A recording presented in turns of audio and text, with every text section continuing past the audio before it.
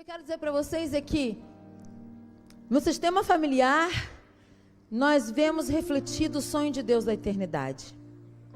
O pai sempre com aquela postura, assim como Deus Pai, de trazer ordem, direção, equilíbrio, dar as tarefas para a mãe e para os filhos. A mãe com aquela característica de refletir o Espírito Santo dentro de casa, consolando, abraçando. É muito bonito ver esse sistema todo, né? Os filhos, assim como Cristo, nosso irmão mais velho. Isso é só tipologia, tá bom, gente? Porque na eternidade não tem macho, fêmea, nada disso. Então é um reflexo da eternidade. A família é o plano eterno de Deus, e Deus reflete seu poder através da família na terra. Quando o filho cai e machuca o pé, né, tá lá, o que ele faz primeiro? Mãe, Às vezes o pai vem socorrer, eu quero a minha mãe. O pai fica chateado, vem socorrer o menino quer a mãe. Aí a mãe chega, vai lá dar aquele beijinho, ó, vai passar. Aí dá aquele beijinho, passou? Passou. Aí o pai tá lá, que mágica é essa? O que está acontecendo? Porque o papel da mulher na casa é um papel semelhante ou do Espírito Santo. É o papel de consoladora, é o papel de organizadora, é o papel de fazer gerar, movimentar e fazer acontecer. Se a mulher não fizer acontecer, tem gente que fala, se ela não fizer, não acontece. Meu filho, é o seu papel, fica tranquila. Tem coisa que não é seu papel, recua, deixa o homem fazer, deixa de ser chata.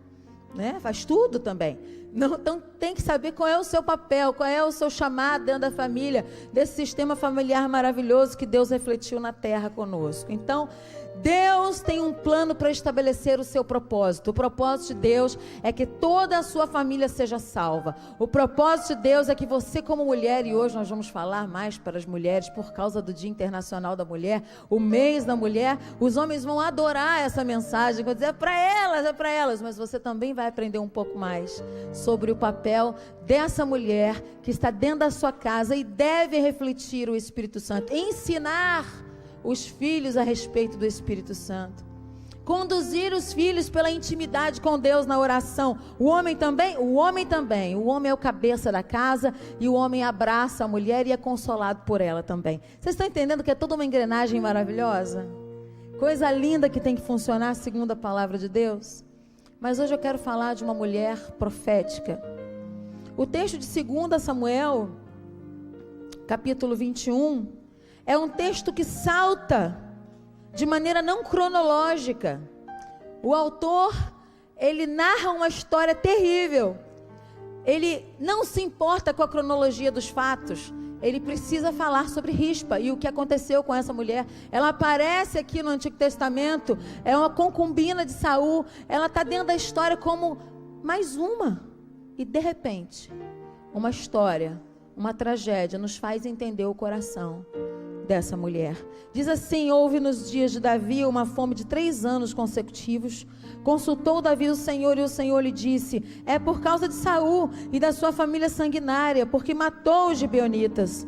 Chamou o rei os gibeonitas e lhes falou: ora, os gibeonitas não eram dos filhos de Israel, mas do restante dos amorreus. Os filhos de Israel lhes tinham jurado poupá-los, mas Saul procurou destruí-los no zelo pelos filhos de Israel e Judá. Perguntou Davi aos gibeonitas: que quereis que eu vos faça? Como hei de reparar o que sofrestes para que abençoeis a herança do Senhor? Responderam-lhe os gibeonitas: não é por prata nem ouro que temos questão com Saul, mas é com sua família. Tão pouco pretendemos matar pessoa alguma em Israel. Perguntou Davi: o que queres que vos faça? Responderam ao rei: quanto ao homem que nos destruiu e projetou dizimar-nos, para que não pudéssemos subsistir em termo algum de Israel, de seus filhos se nos deem 7 homens, para que os enforquemos ao Senhor em Gibeá de Saul, o eleito do Senhor. E o rei disse: eu os darei. O rei, porém, poupou Mefibosete, filho de Jonatas, filho de Saul, por causa do juramento do Senhor que entre eles houvera, isto é, entre Davi e Jonatas, filho de Saul.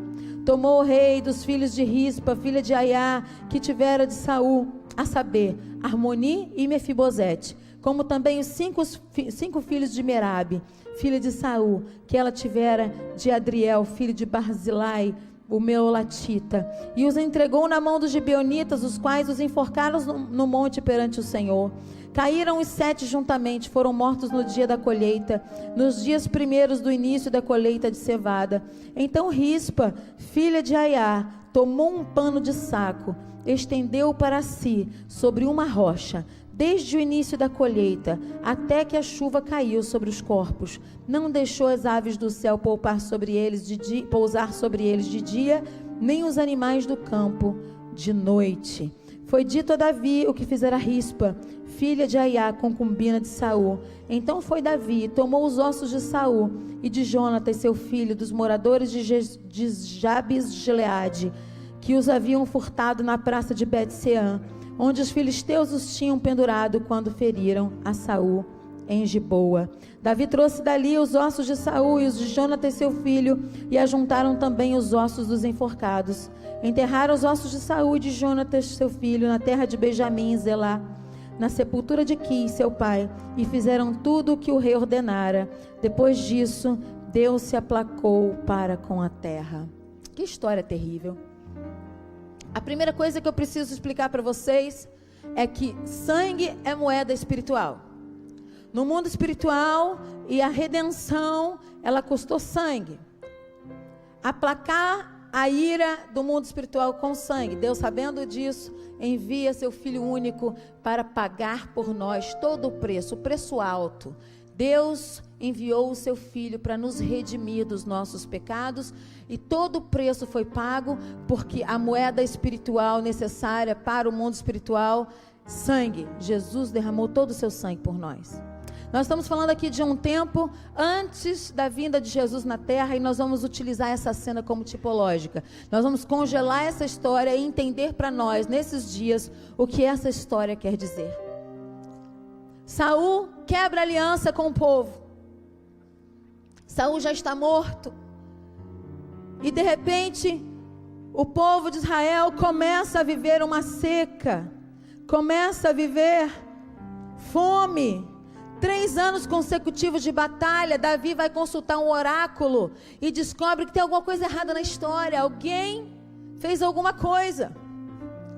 E nessa tipologia de maldição do Antigo Testamento, você vai ver que Davi negocia muito mal esse trato. A Bíblia de Jerusalém vai nos dar até outras palavras com relação a essa conversa. Davi está tão arrependido, Davi está tão incomodado com a fome, que ele não negocia bem isso. Quando o inimigo chega à porta e ele descobre através do oráculo que ele consultou, do profeta que ele consultou, que havia algo errado na história, ele vai ter essa conversa diplomática com o povo, a fim de que o perdão seja estabelecido. Ele está tão desesperado com a fome, com o caos, com o que está acontecendo, que ele negocia 7 rapazes da casa de Saul. Ele pergunta 2 vezes, o inimigo está pensando ainda. E o inimigo diz: eu não quero ouro, eu não quero prata. Eu quero gente, eu quero vingança. Eu quero seus filhos, Davi. Eu quero seus sobrinhos, Davi. Eu quero todos esses. São 7 que eu quero, 5 de uma concubina, 2 de outra concubina. Eu quero acabar com a casa de Saul, com sua descendência. Davi, como rei, tinha até algum interesse político de que esse povo fosse embora, mas como sacerdote, tinha dor pelos jovens. E quando ele vê o negócio que ele fez, quando ele percebe que ele aceita a proposta daquele que vem saquear, aquele que vem atrás de justiça, atrás de pedido de perdão, essa é uma perseguição espiritual. Ele entrega esses meninos. A mãe dos outros 5 parece não ter uma atitude, mas Rispa é o tipo da mulher que perde seus filhos numa batalha política. Rispa é o tipo da mãe que perdeu os filhos na ditadura. Rispa é o tipo da mãe que perdeu filhos numa tragédia.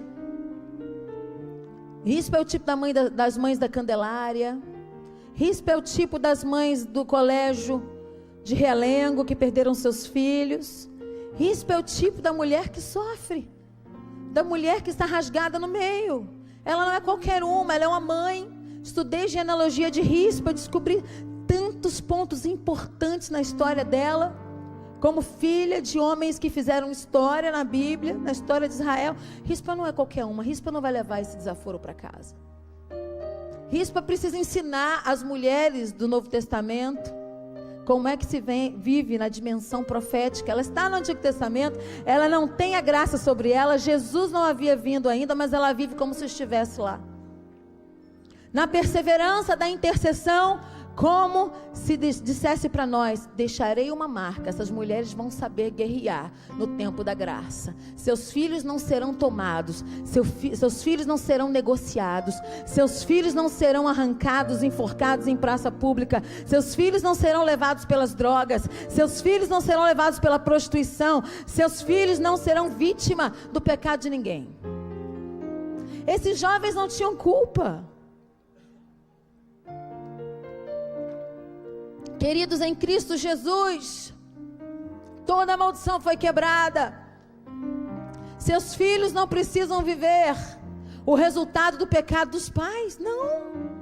Através da intercessão, através da conversão em Cristo Jesus, através do sangue de Jesus, uma mulher se levanta e diz: chega, não é porque o meu marido pecou, não é porque não sei quem pecou, não é porque a minha família vem vivendo uma vida de pecado daquelas terríveis que os meus filhos vão colher, não. Eu vou me levantar em oração, eu vou estabelecer esse tempo na minha casa. Chega, ninguém vai matar os meus filhos. Eu preciso que você entenda que todo perdão no Antigo Testamento era conquistado pelo sangue. A redenção era feita através do sacrifício de animais puros. Você percebe que eles dão uma desculpa de entregar os meninos em sacrifício ao Senhor. Eles enforcam os 7 meninos ao Senhor. E a Bíblia diz que Deus não tem prazer no sacrifício humano. Deus não tem prazer na morte do que morre, está tudo errado.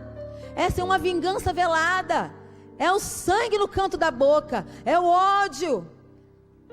Queridos, o sangue de Jesus nos cobre e nos purifica de todo pecado. Hebreus 9:2 diz: e ele entrou no santuário não com sangue de bodes e bezerros, mas com seu próprio sangue, e isto uma vez por todas, obtendo a redenção. Efésios 1:7 diz: nele e por seu sangue obtemos a redenção e recebemos o perdão de nossas faltas, segundo a riqueza da graça. Vamos entender que a cena que eu digo agora para vocês, que eu coloco agora para vocês, é cheia de elementos proféticos e tipológicos que apontam para o futuro. Rispa significa a pedra de brilhante, ou a pedra brilhosa, ou a pedra de fogo, brasa. Ela não era qualquer mulher, ela era filha de Aiá. O texto diz isso. Você não é qualquer mulher. Você é mulher, pedra de brilhante. Engraçado que meu avô sempre me chamou de pedrinha de brilhante. Ele era um homem muito estudado, sabe, das coisas da Bíblia, muito simples nas coisas do mundo. Mas eu conto até no meu livro. Gente, eu vou mostrar o livro para vocês no final. Chegou aqui a boneca para a gente ver. Que benção. Mas eu lembro de uma história com o meu avô no braço, eu no braço do meu avô. E nós estávamos no quintal de colégio. Nós tínhamos assim 5 mangueiras daquelas bem frondosas. Algumas de manga espada, outras de manga carlotinha. Quando caía em dezembro, o chão ficava cheio de suco de manga. Se o carro entrasse, tinha que segurar a cabeça para não tomar um teco de caroço de manga, né? O carro ia... E os caroços iam dando teco na gente. E eu lembro que meus pais contavam que o meu avô me levou para o quintal e eu comecei a olhar aquelas árvores. Eu devia ser meio espoleta, que nem a Laura, que nem Isaac. E ele disse assim: Diogresa, corre aqui. Essa menina não é fácil, não. Olha o que ela está fazendo. Ela está olhando as árvores e as mangas com meses. Ela é uma pedrinha de brilhante. Aí tinha um sambão lá em casa. A pedrinha do vovô, oh, é pedrinha de valor. É pedrinha interessante, é pedrinha de brilhante, é pedrinha... Ai, não lembro mais não. Era na lata de leitinho. Aí, ó lá. Pedrinha de brilhante, Rispa. Brasa. Filha de Aiá. Filha de qualquer um. E de repente levam 2 filhos dessa mulher. Essa mulher não tinha nada com isso. Tem gente colhendo frutos das decisões e dos erros do seu marido. E o contrário também. Decisões tomadas que bagunçaram toda a família. Sabe, eu tenho muita preocupação. Eu sei que eu não tenho que me meter na sua casa, mas como educadora e pastora, eu posso te dar um conselho. Eu sei que você que decide a sua casa com a sua mulher, mas aqui na igreja nós estamos juntos para quê? Para um dizer ao outro, esforça-te, tem bom ânimo e esse caminho não é bom. Tem muita preocupação com os jovens que recebem carros que nem têm condição de dirigir antes do tempo. Jovens que não são impulsionados a ter uma vida diferenciada, sabe? Eu lembro da história de um grande empresário do Brasil que tem como princípio colocar seus filhos para trabalhar como office boys, para aprenderem todo o ofício da empresa até que cheguem à diretoria. Isso é questão de dignidade. Jovens que têm acesso à bebida alcoólica indo muito cedo. Jovens que acham que está tudo certo. Errar, mentir, adulterar, porque assistiram isso. E por causa do pecado, adquirem comportamentos pecaminosos também. Porque a gente adquire o comportamento do pai e da mãe da gente. A criança está assistindo todo o tempo. Ela não vai aprender o que você fala, ela vai aprender o que você faz. O princípio de aprendizagem é tremendo. Imagine só, esses 2 jovens filhos de Rispa, criados já sem o pai, com outro homem que absorveu sua mãe, que pegou sua mãe para cuidar, seus filhos, já havia um outro problema ali, e de repente eles vão para a forca, para pagar um pecado que não cometeram. Prestem bem atenção, Rispa é o tipo da mulher que se levanta e diz, chega, aqui não. A foto chegou aí, Juninho? Chegou? Bota ali, para a gente entender a cena, porque agora você vai entender algumas armas espirituais que o Espírito Santo vai nos dar nessa manhã. Essas tipologias e essas informações não estão à toa na cena.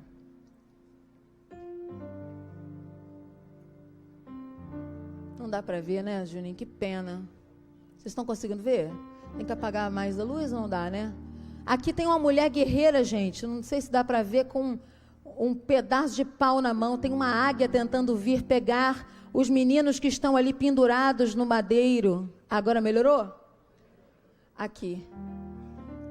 Chaplin vai dizer que ela pegou um pano de saco e fez uma tenda para ela.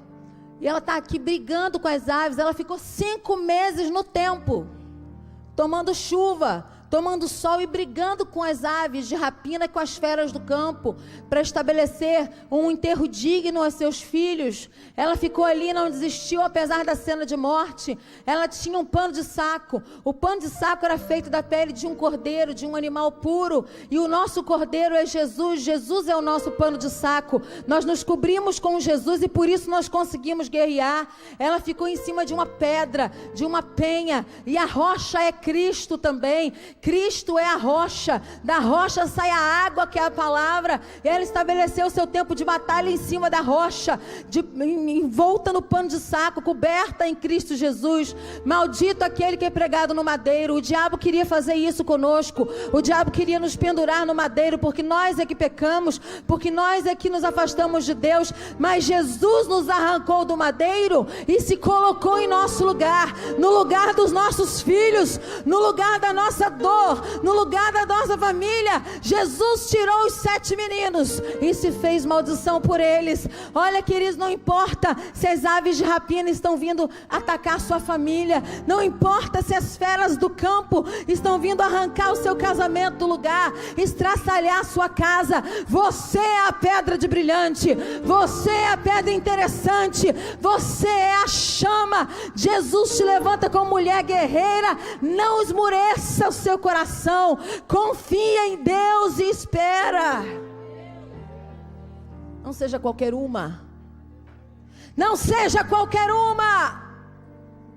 O diabo quer estragar as mulheres com pensamentos ridículos, com comportamentos seculares, com sensualidades. Mulheres que abandonam seus filhos em casa e vão curtir as paixões desse mundo. Mulheres que podiam estar guerreando, que podiam estar se colocando no lugar de batalha, jejuando e orando e dizendo: aqui não, fera, aqui não vai entrar.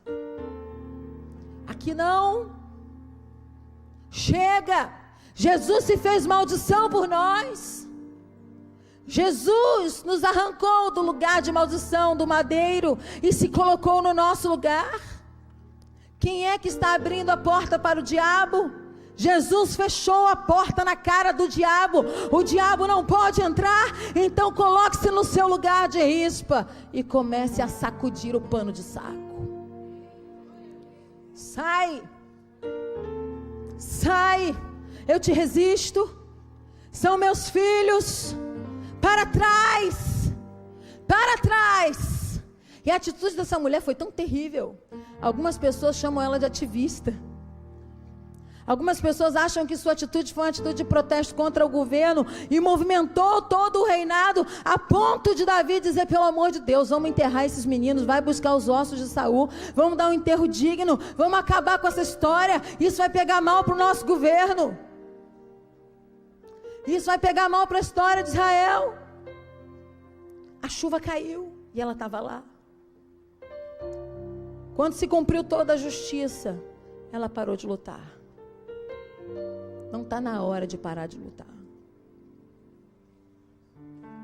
Juntar os ossos numa sepultura única, juntar a família no enterro de sepultura única, significava: cremos na redenção, na ressurreição dos mortos, e todos estarão juntos para o momento da ressurreição dos mortos. Era uma atitude profética no Antigo Testamento, aguardando o tempo vindouro da manifestação de Cristo e a volta de Jesus para que os mortos ressuscitassem juntos. Era uma movimentação profética e messiânica. E Davi diz: pega todo mundo, junta essa família. Já sofreram demais. Davi, o tipo do rei da justiça de Cristo. Rispa, o tipo da igreja que luta por seus filhos, que não vai negociar com ninguém, não importa o que fizeram no passado, nós não vamos recuar, nós não vamos abrir mão, nós não vamos entregar aqueles que nós ganhamos e nós geramos. Eles são do Senhor, nós não vamos perder as ovelhas que estão aqui dentro, eles são do Senhor e estaremos de prontidão, assim como o tipo do Antigo Testamento. As histórias do Antigo Testamento não estão ali por acaso, elas são tipológicas e elas se justapõem, elas se completam, elas se confirmam com o Novo Testamento.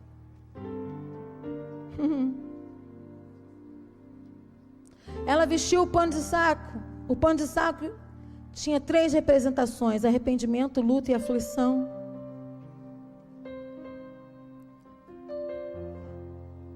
Naquele momento ela tinha as 3 coisas numa só. Em momentos específicos, Deus vai dizer: no arrependimento, vista-se de mim. No luto, vista-se de mim. Na aflição, vista-se de mim. Vista-se, vista-se, vista-se. Adquira, coloque. Em humilhação, em arrependimento. Vista Cristo nessa noite, nessa manhã.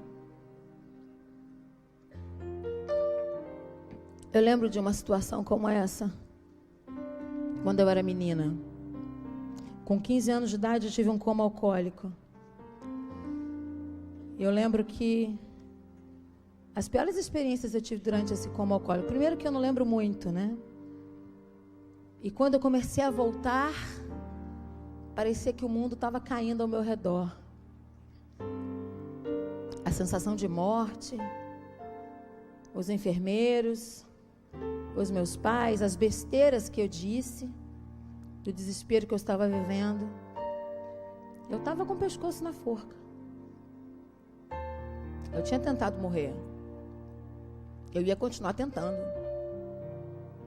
Eu lembro de ter ido procurar cocaína entre os meus amigos, e eles tinham muito medo do meu pai, porque ele era policial federal e não me vendiam cocaína de jeito nenhum.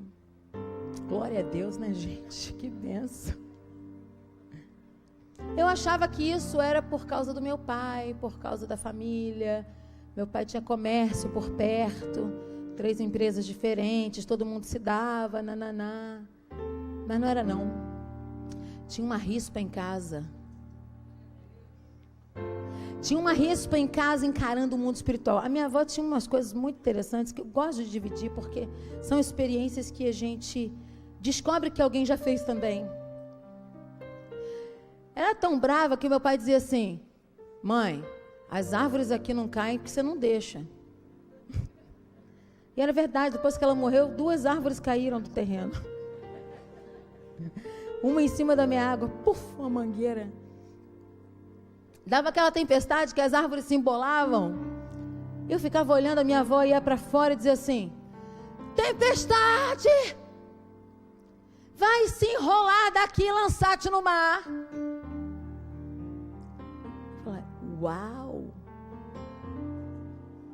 Eu lembro de uma situação que o nosso terreno era mais baixo do que os outros terrenos da frente, porque tinha um rio do lado. E aquele rio transbordava, o rio dos cachorros. Dá lá no Ceasa. Toda a praça de colégio sempre inundou. Aquilo inundava do posto de gasolina, ficar com água por aqui assim. E o terreno nosso inundava também, na frente. A minha vizinha da frente da Casa Verde ficava com água na canela. E o nosso terreno era mais baixo. E não enchia. Era um negócio contra as leis da física. Eu lembro que um dia a água veio chegando na soleira da porta. Ela chegou na soleira da porta e disse assim: volta daqui, tempestade, não vai entrar na minha casa. Meu Deus do céu! Ô mãe, meu pai, esse lugar não enche que a senhora não deixa.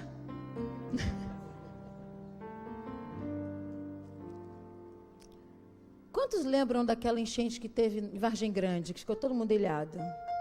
Você lembram disso? Ficou todo mundo ilhado. Você ficou ilhada? Pois eu também não conseguia sair. Água no joelho, na canela, né? Gente, pode ser coisa da minha cabeça. Mas eu também orei. E eu lembro que nós chegamos na porta da casa, tinha água na soleira da minha varanda e a marca na parede, mas não tinha entrado água na sala. Aí eu olhei para aquilo, sabe quando você ora, mas depois é que você vê? Eu olhei para aquilo, saí os meus vizinhos botando o sofá para fora, arrastando, tirando, e nós fomos ajudar, pelo amor de Deus, coisa terrível. Quando eu cheguei na soleira da porta, eu me lembrei, eu disse tempestade para fora daqui. Eu aprendi isso. Ah, mas se não acontecer, pastora? Se não acontecer, problema, você fez. O sobrenatural cabe a Deus, o natural cabe a você. Faça. Ore. Ordene. Repreenda. Estabeleça o teu lugar de mulher na tua casa. Aconselhe. Abrace.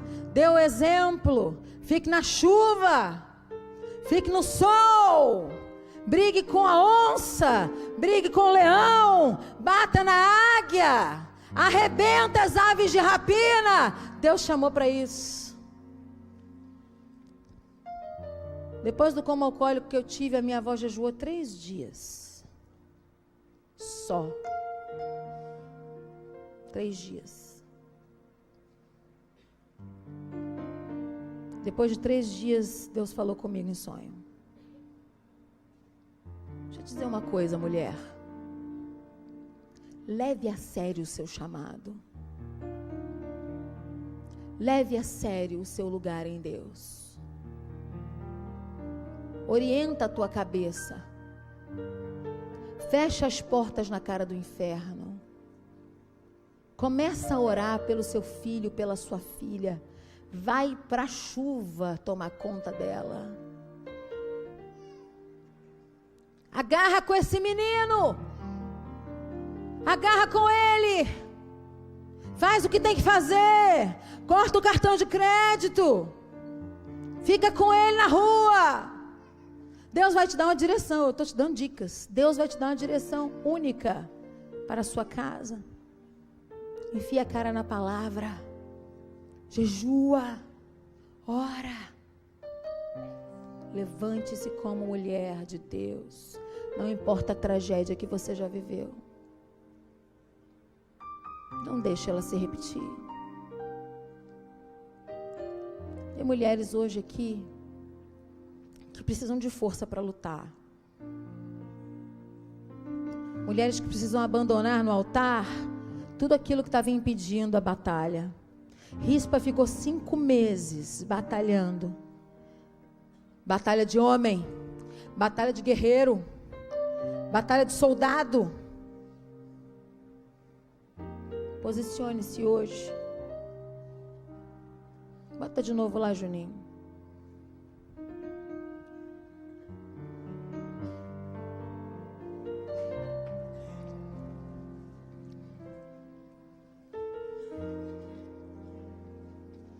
Então Rispa, filha de Aiá, tomou um pano de saco e estendeu para si sobre uma rocha. Humilhação, quebrantamento. Fala sobre isso o pano de saco. Rocha, a rocha é Cristo. 2 Samuel 22, 2, 3 diz: o Senhor é a minha rocha, a minha fortaleza, o meu Salvador. Salmo 31, 4 diz: pois tu és minha rocha e meu baluarte, pelo teu nome me diriges e me guia. 1 Coríntios 10, 2, 5 diz: na nuvem e no mar, todos foram batizados em Moisés, todos comeram do mesmo alimento espiritual, e todos beberam da mesma bebida espiritual. De fato, bebiam de uma rocha espiritual que os acompanhava. Essa rocha era Cristo.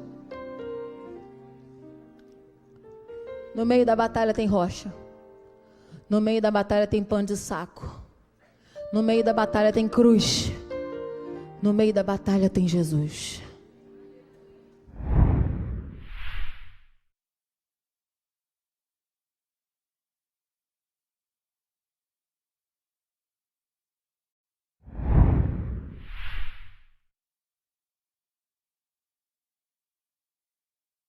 O que eu quero dizer para vocês é que no sistema familiar, nós vemos refletido o sonho de Deus da eternidade.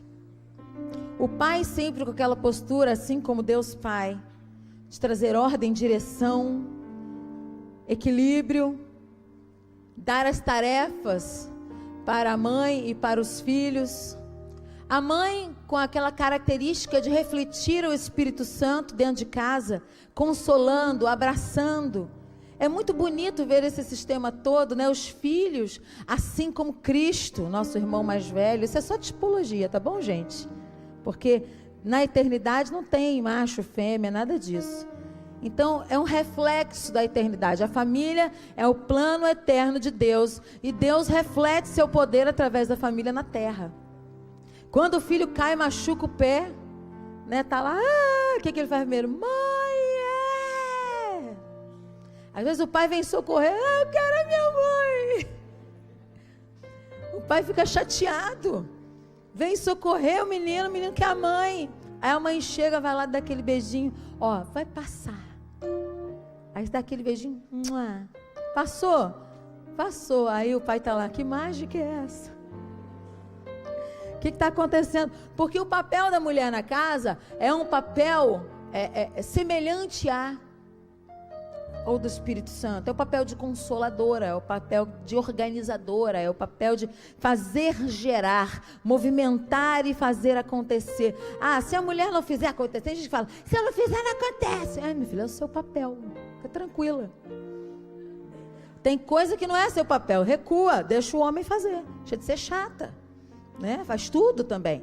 Não, então tem que saber qual é o seu papel, qual é o seu chamado dentro da família, desse sistema familiar maravilhoso que Deus refletiu na terra conosco. Então, Deus tem um plano para estabelecer o seu propósito. O propósito de Deus é que toda a sua família seja salva. O propósito de Deus é que você como mulher, e hoje nós vamos falar mais para as mulheres por causa do Dia Internacional da Mulher, o mês da mulher, os homens vão adorar essa mensagem, vão dizer, é para elas, mas você também vai aprender um pouco mais sobre o papel dessa mulher que está dentro da sua casa e deve refletir o Espírito Santo, ensinar os filhos a respeito do Espírito Santo, conduzir os filhos pela intimidade com Deus na oração. O homem também, o homem é o cabeça da casa e o homem abraça a mulher e é consolado por ela também. Vocês estão entendendo que é toda uma engrenagem maravilhosa? Coisa linda que tem que funcionar segundo a palavra de Deus. Mas hoje eu quero falar de uma mulher profética. O texto de 2 Samuel, capítulo 21, é um texto que salta de maneira não cronológica. O autor, ele narra uma história terrível. Ele não se importa com a cronologia dos fatos. Ele precisa falar sobre Rispa e o que aconteceu com essa mulher. Ela aparece aqui no Antigo Testamento, é uma concubina de Saul. Ela está dentro da história como mais uma. E de repente, uma história, uma tragédia nos faz entender o coração dessa mulher. Diz assim: houve nos dias de Davi uma fome de 3 anos consecutivos.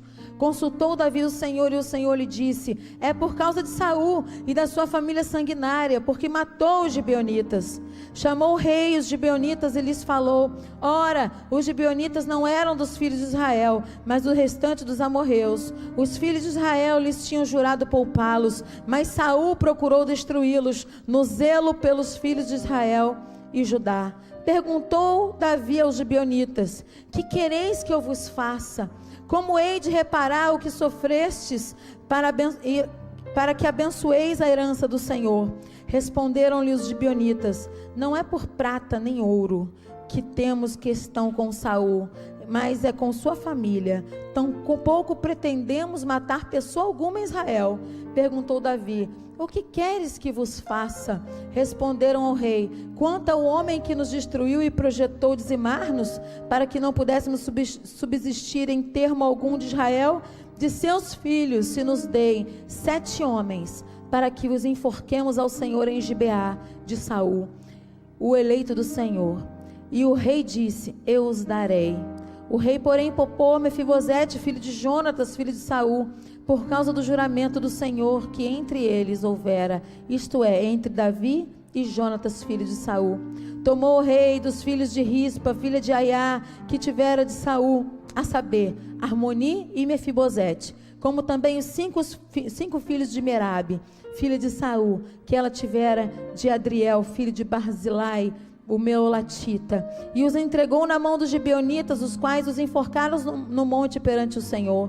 Caíram os 7 juntamente, foram mortos no dia da colheita, nos dias primeiros do início da colheita de cevada. Então Rispa, filha de Aiá, tomou um pano de saco, estendeu-o para si sobre uma rocha, desde o início da colheita, até que a chuva caiu sobre os corpos. Não deixou as aves do céu pousar sobre eles de dia, nem os animais do campo de noite. Foi dito a Davi o que fizera Rispa, filha de Aiá, concubina de Saul. Então foi Davi, tomou os ossos de Saul e de Jonatas, seu filho, dos moradores de Jabes de Gileade, que os haviam furtado na praça de Bet-Seã, onde os filisteus os tinham pendurado quando feriram a Saul em Giboa. Davi trouxe dali os ossos de Saul e os de Jonatas, seu filho, e ajuntaram também os ossos dos enforcados. Enterraram os ossos de Saul e de Jonatas, seu filho, na terra de Benjamim e Zelá, na sepultura de Quis, seu pai, e fizeram tudo o que o rei ordenara. Depois disso, Deus se aplacou para com a terra. Que história terrível. A primeira coisa que eu preciso explicar para vocês é que sangue é moeda espiritual. No mundo espiritual, e a redenção, ela custou sangue. Aplacar a ira do mundo espiritual com sangue. Deus, sabendo disso, envia seu Filho único para pagar por nós todo o preço alto. Deus enviou o seu Filho para nos redimir dos nossos pecados, e todo o preço foi pago, porque a moeda espiritual necessária para o mundo espiritual, sangue. Jesus derramou todo o seu sangue por nós. Nós estamos falando aqui de um tempo antes da vinda de Jesus na terra, e nós vamos utilizar essa cena como tipológica. Nós vamos congelar essa história e entender para nós, nesses dias, o que essa história quer dizer. Saul quebra aliança com o povo. Saul já está morto. E de repente, o povo de Israel começa a viver uma seca. Começa a viver fome. 3 anos consecutivos de batalha. Davi vai consultar um oráculo e descobre que tem alguma coisa errada na história. Alguém fez alguma coisa. E nessa tipologia de maldição do Antigo Testamento, você vai ver que Davi negocia muito mal esse trato. A Bíblia de Jerusalém vai nos dar até outras palavras com relação a essa conversa. Davi está tão arrependido, Davi está tão incomodado com a fome, que ele não negocia bem isso. Quando o inimigo chega à porta e ele descobre através do oráculo que ele consultou, do profeta que ele consultou, que havia algo errado na história, ele vai ter essa conversa diplomática com o povo, a fim de que o perdão seja estabelecido. Ele está tão desesperado com a fome, com o caos, com o que está acontecendo, que ele negocia 7 rapazes da casa de Saul. Ele pergunta 2 vezes, o inimigo está pensando ainda. E o inimigo diz: eu não quero ouro, eu não quero prata. Eu quero gente, eu quero vingança. Eu quero seus filhos, Davi. Eu quero seus sobrinhos, Davi. Eu quero todos esses. São 7 que eu quero, 5 de uma concubina, 2 de outra concubina. Eu quero acabar com a casa de Saul, com sua descendência. Davi, como rei, tinha até algum interesse político de que esse povo fosse embora, mas como sacerdote, tinha dor pelos jovens.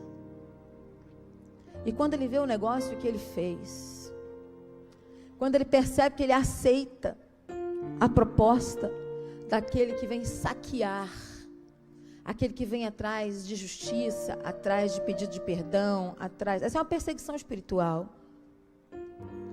Ele entrega esses meninos. A mãe dos outros 5 parece não ter uma atitude, mas Rispa. Rispa é o tipo da mulher que perde seus filhos numa batalha política. Rispa é o tipo da mãe que perdeu os filhos na ditadura. Rispa é o tipo da mãe que perdeu filhos numa tragédia. Rispa é o tipo das mães da Candelária. Rispa é o tipo das mães do colégio de Realengo que perderam seus filhos. Rispa é o tipo da mulher que sofre, da mulher que está rasgada no meio. Ela não é qualquer uma, ela é uma mãe.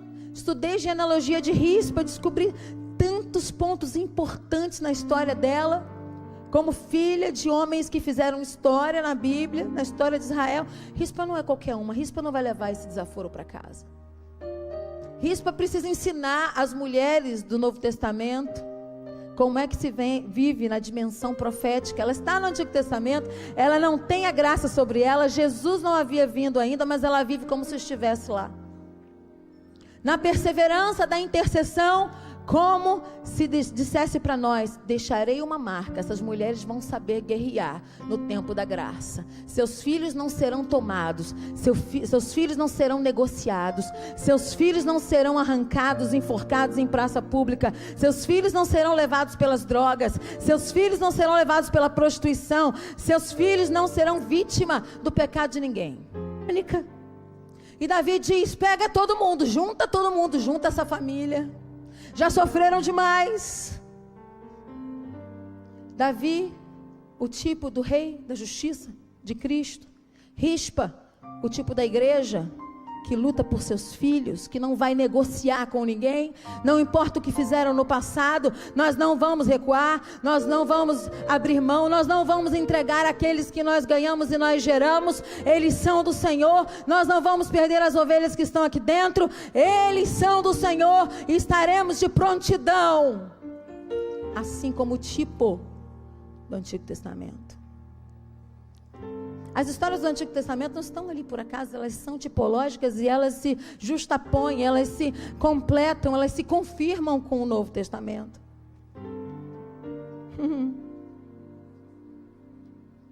Ela vestiu o pano de saco.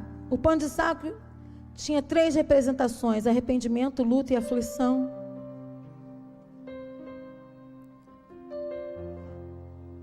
Naquele momento ela tinha as 3 coisas numa só.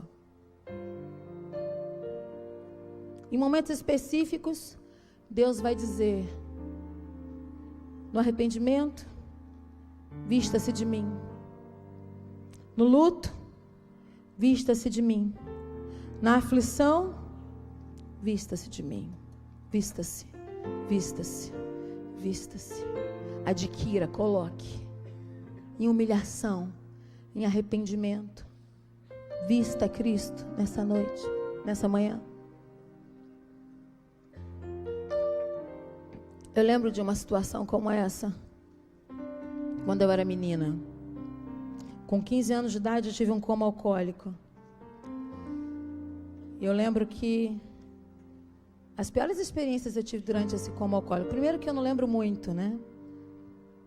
E quando eu comecei a voltar, parecia que o mundo estava caindo ao meu redor. A sensação de morte, os enfermeiros, os meus pais, as besteiras que eu disse, do desespero que eu estava vivendo. Eu estava com o pescoço na forca. Eu tinha tentado morrer.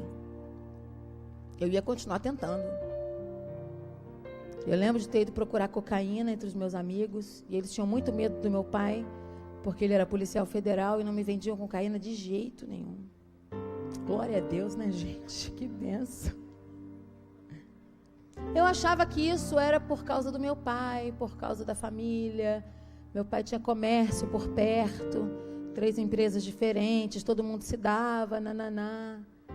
Mas não era não. Tinha uma rispa em casa. Tinha uma rispa em casa encarando o mundo espiritual. A minha avó tinha umas coisas muito interessantes que eu gosto de dividir, porque são experiências que a gente descobre que alguém já fez também. Era tão brava que meu pai dizia assim: mãe, as árvores aqui não caem porque você não deixa. E era verdade, depois que ela morreu, 2 árvores caíram do terreno.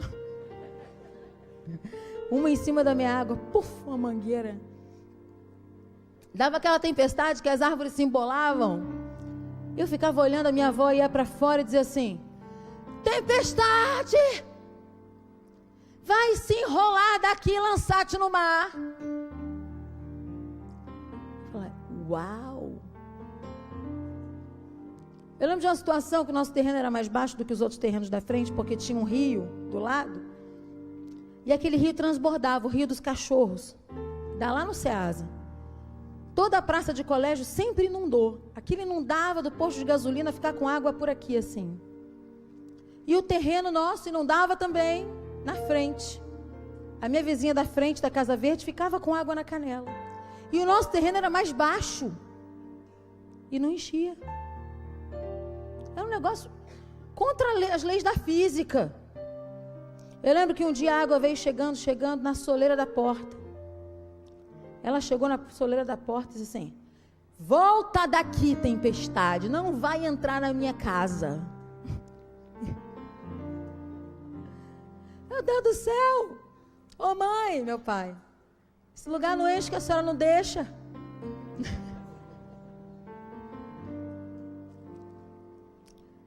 Quantos lembram daquela enchente que teve em Vargem Grande, que ficou todo mundo ilhado? Você lembram disso? Ficou todo mundo ilhado. Você ficou ilhada?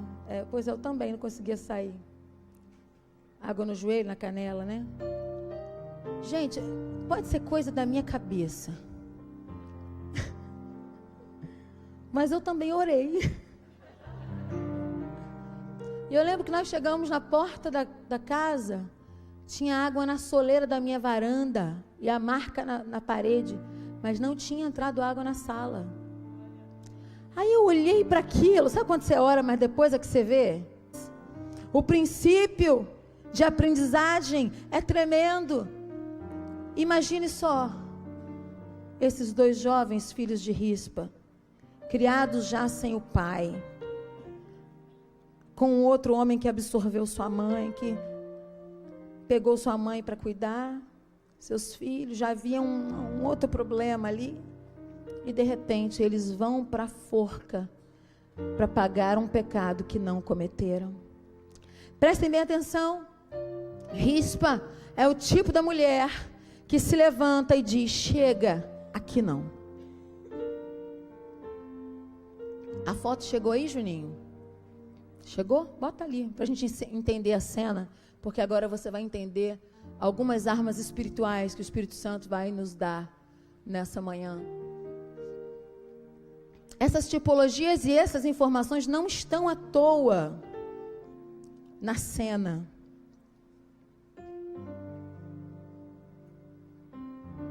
Não dá para ver, né, Juninho? Que pena. Vocês estão conseguindo ver? Tem que apagar mais a luz ou não dá, né? Aqui tem uma mulher guerreira, gente. Não sei se dá para ver, com um pedaço de pau na mão. Tem uma águia tentando vir pegar os meninos que estão ali pendurados no madeiro. Agora melhorou? Aqui. Chaplin vai dizer que ela pegou um pano de saco e fez uma tenda para ela. E ela está aqui brigando com as aves. Ela ficou 5 meses no tempo, tomando chuva, tomando sol e brigando com as aves de rapina e com as feras do campo, para estabelecer um enterro digno a seus filhos. Ela ficou ali, não desistiu, apesar da cena de morte. Ela tinha um pano de saco. O pano de saco era feito da pele de um cordeiro, de um animal puro, e o nosso cordeiro é Jesus. Jesus é o nosso pano de saco. Nós nos cobrimos com Jesus e por isso nós conseguimos guerrear. Ela ficou em cima de uma pedra, de uma penha, e a rocha é Cristo também. Cristo é a rocha, da rocha sai a água, que é a palavra. E ela estabeleceu o seu tempo de batalha em cima da rocha, envolta no pano de saco, coberta em Cristo Jesus. Maldito aquele que é pregado no madeiro. O diabo queria fazer isso conosco. O diabo queria nos pendurar no madeiro, porque nós é que pecamos, porque nós é que nos afastamos de Deus. Mas Jesus nos arrancou do madeiro e se colocou em nosso lugar, no lugar dos nossos filhos, no lugar da nossa dor, no lugar da nossa família. Jesus tirou os 7 meninos e se fez maldição por eles. Olha, queridos, não importa se as aves de rapina estão vindo atacar sua família, não importa se as feras do campo estão vindo arrancar o seu casamento do lugar, estraçalhar a sua casa. Você é a pedra de brilhante, você é a pedra interessante, você é a chama. Jesus te levanta como mulher guerreira. Não esmureça o seu coração, confia em Deus e espera. Não seja qualquer uma, não seja qualquer uma. O diabo quer estragar as mulheres com pensamentos ridículos, com comportamentos seculares, com sensualidades. Mulheres que abandonam seus filhos em casa e vão curtir as paixões desse mundo. Mulheres que podiam estar guerreando, que podiam estar se colocando no lugar de batalha, jejuando e orando e dizendo: aqui não, fera, aqui não vai entrar. Aqui não. Chega. Jesus se fez maldição por nós. Jesus nos arrancou do lugar de maldição, do madeiro, e se colocou no nosso lugar. Quem é que está abrindo a porta para o diabo? Jesus fechou a porta na cara do diabo. O diabo não pode entrar. Então coloque-se no seu lugar de rispa e comece a sacudir o pano de saco. Sai. Sai. Eu te resisto, são meus filhos, para trás, para trás. E a atitude dessa mulher foi tão terrível. Algumas pessoas chamam ela de ativista. Algumas pessoas acham que sua atitude foi uma atitude de protesto contra o governo e movimentou todo o reinado a ponto de Davi dizer, pelo amor de Deus, vamos enterrar esses meninos, vai buscar os ossos de Saul, vamos dar um enterro digno, vamos acabar com essa história, isso vai pegar mal para o nosso governo, isso vai pegar mal para a história de Israel. A chuva caiu e ela estava lá. Quando se cumpriu toda a justiça, ela parou de lutar. Não está na hora de parar de lutar.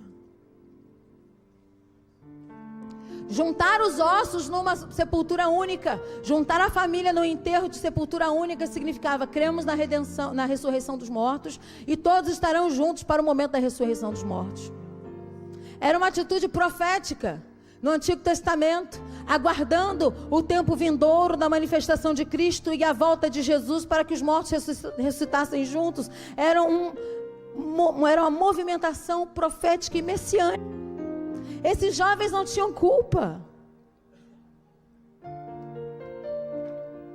Queridos, em Cristo Jesus, toda a maldição foi quebrada. Seus filhos não precisam viver o resultado do pecado dos pais, não. Através da intercessão, através da conversão em Cristo Jesus, através do sangue de Jesus, uma mulher se levanta e diz, chega, não é porque o meu marido pecou, não é porque não sei quem pecou, não é porque a minha família vem vivendo uma vida de pecado daquelas terríveis, que os meus filhos vão colher, não, eu vou me levantar em oração, eu vou estabelecer esse tempo na minha casa, chega, ninguém vai matar os meus filhos. Eu preciso que você entenda que todo perdão no Antigo Testamento era conquistado pelo sangue. A redenção era feita através do sacrifício de animais puros. Você percebe que eles dão uma desculpa de entregar os meninos em sacrifício ao Senhor. Eles enforcam os 7 meninos ao Senhor. E a Bíblia diz que Deus não tem prazer no sacrifício humano. Deus não tem prazer na morte do que morre, está tudo errado. Essa é uma vingança velada. É o sangue no canto da boca, é o ódio. Queridos, o sangue de Jesus nos cobre e nos purifica de todo pecado. Hebreus 9:2 diz, e ele entrou no santuário não com sangue de bodes e bezerros, mas com seu próprio sangue, e isto uma vez por todas, obtendo a redenção. Efésios 1:7 diz, nele e por seu sangue obtemos a redenção e recebemos o perdão de nossas faltas, segundo a riqueza da graça. Vamos entender que a cena que eu digo agora para vocês, que eu coloco agora para vocês, é cheia de elementos proféticos e tipológicos que apontam para o futuro. Rispa significa a pedra de brilhante, ou a pedra brilhosa, ou a pedra de fogo, brasa. Ela não era qualquer mulher, ela era filha de Aiá. O texto diz isso. Você não é qualquer mulher. Você é mulher, pedra de brilhante. Engraçado que meu avô sempre me chamou de pedrinha de brilhante. Ele era um homem muito estudado, sabe, das coisas da Bíblia, muito simples nas coisas do mundo. Mas eu conto até no meu livro. Gente, eu vou mostrar o livro para vocês no final. Chegou aqui a boneca para a gente ver. Que benção. Mas eu lembro de uma história com o meu avô no braço, eu no braço do meu avô. E nós estávamos no quintal de colégio, nós tínhamos assim 5 mangueiras daquelas bem frondosas. Algumas de manga espada, outras de manga carlotinha. Quando caía em dezembro, o chão ficava cheio de suco de manga. Se o carro entrasse, tinha que segurar a cabeça para não tomar um teco de caroço de manga, né? O carro ia... E os caroços iam dando teco na gente. E eu lembro que meus pais contavam que o meu avô me levou para o quintal e eu comecei a olhar aquelas árvores. Eu devia ser meio espoleta, que nem a Laura, que nem Isaac. E ele disse assim, Diogresa, corre aqui. Essa menina não é fácil, não. Olha o que ela está fazendo, ela está olhando as árvores e as mangas, com meses. Ela é uma pedrinha de brilhante. Aí tinha um sambão lá em casa. A pedrinha do vovô, oh, é pedrinha de valor. É pedrinha interessante, é pedrinha de brilhante, é pedrinha... Ai, não lembro mais, não. Era na lata de leitinho, aí, ó lá. Pedrinha de brilhante, Rispa. Brasa. Filha de Aiá. Filha de qualquer um. E de repente levam 2 filhos dessa mulher. Essa mulher não tinha nada com isso. Tem gente colhendo frutos das decisões e dos erros do seu marido. E o contrário também. Decisões tomadas que bagunçaram toda a família. Sabe, eu tenho muita preocupação. Eu sei que eu não tenho que me meter na sua casa, mas como educadora e pastora, eu posso te dar um conselho. Eu sei que você que decide a sua casa com a sua mulher, mas aqui na igreja nós estamos juntos para quê? Para um dizer ao outro: esforça-te, tem bom ânimo, e esse caminho não é bom. Tenho muita preocupação com os jovens que recebem carros que nem têm condição de dirigir antes do tempo. Jovens que não são impulsionados a ter uma vida diferenciada, sabe? Eu lembro da história de um grande empresário do Brasil que tem como princípio colocar seus filhos para trabalhar como office boys, para aprenderem todo o ofício da empresa até que cheguem à diretoria. Isso é questão de dignidade. Jovens que têm acesso à bebida alcoólica indo muito cedo. Jovens que acham que está tudo certo. Errar, mentir, adulterar, porque assistiram isso. E por causa do pecado, adquirem comportamentos pecaminosos também. Porque a gente adquire o comportamento do pai e da mãe da gente. A criança está assistindo todo o tempo. Ela não vai aprender o que você fala, ela vai aprender o que você faz.